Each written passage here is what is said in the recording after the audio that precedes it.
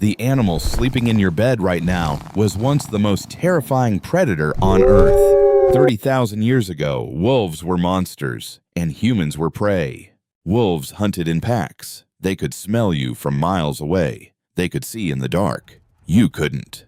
And yet, out of every animal on Earth, wolves became our closest companions. Not horses, not cows, not even primates. Wolves. And nobody planned it. Picture the world 20,000 years ago. No cities, no farms, no walls. Just ice, wind, and hunger. Small bands of maybe 20 people moved constantly, searching, surviving, hoping tomorrow would be better than today.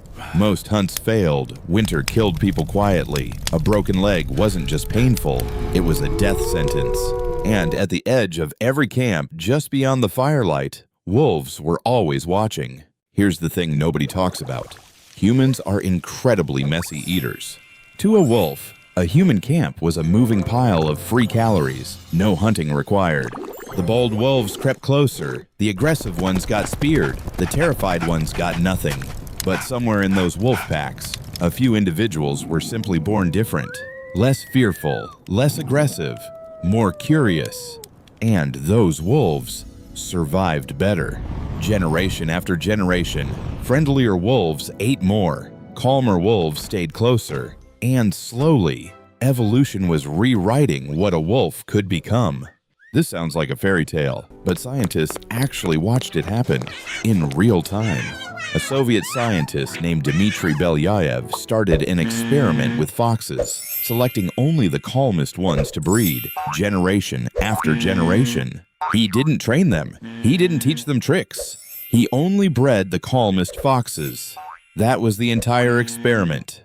Within a few decades, the foxes started wagging their tails, whining for attention, licking people's hands. But then, something nobody expected happened. Their bodies started changing too. Floppy ears, shorter snouts, patchy fur, curled tails, just from selecting for calmness. Scientists call this the domestication syndrome. When animals become calmer, they often start looking softer too. The first proto-dogs were probably wolves that just looked slightly less frightening. Not pets yet, but not fully wild anymore either. Imagine standing in an Ice Age camp and seeing an animal at the edge of your fire that was less wolf than yesterday. And humans probably noticed the benefits very quickly, because wolves hear things before we do. They smell predators from distances we can't even imagine. They track prey better than any human hunter. A wolf hanging around your camp was basically a living alarm system, and a hunting partner, and a heater. Once both species started helping each other survive, the relationship could only go one direction. This is why dogs are the oldest domesticated animal in human history. Before sheep, before goats, before farming itself, before cities, before metal tools, before the pyramids, dogs were already sleeping beside human fires.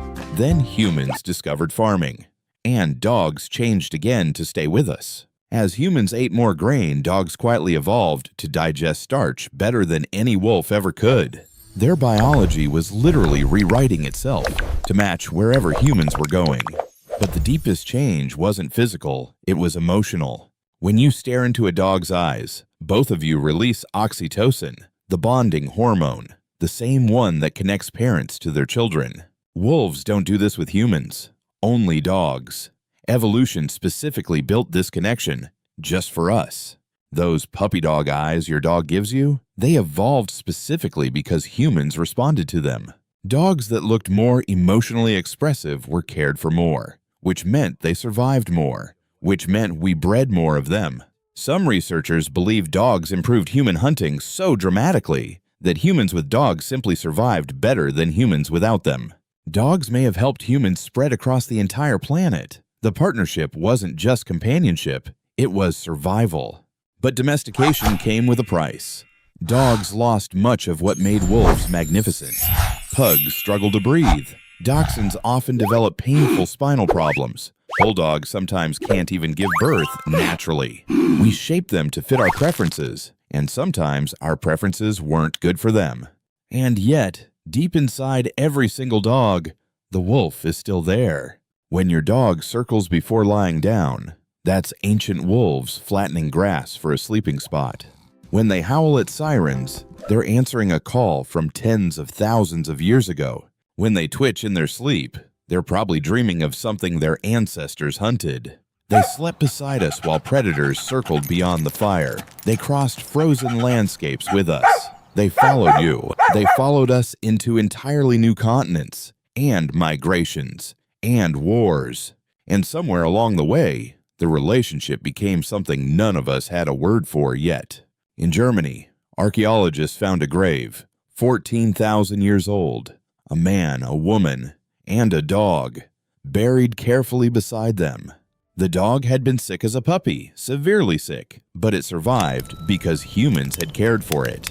Think about what that means.